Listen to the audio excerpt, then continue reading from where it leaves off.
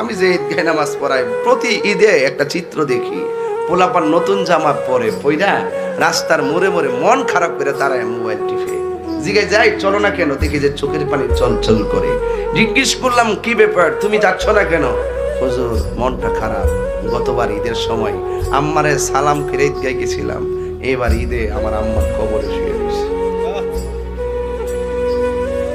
3 বছর 23 দিন হয়ে গেছে আমার আব্বার আমি দেখি না। যে আব্বা বাড়িতে থাকলে আব্বারা ছাড়া আমি ইফতার করি নাই। সেহরির টাইমে আব্বারা ছাড়া কসম আব্বারা ছাড়া আমরা কোনো ভাই বোন ইফতার করে সেহরি খাইতে বসতাম না। আব্বা একটা চাটি বিছিয়ে বসতো, আমরা নিচে আব্বার সাথে বসতাম।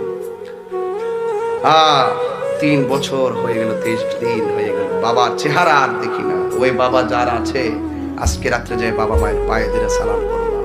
রাসূল বলছেন তার জীবন ধ্বংস হোক, তার নাসিকা দুলাই মলিন হোক, সে ধ্বংস হোক যে মা বাবা পেয়েছে, মা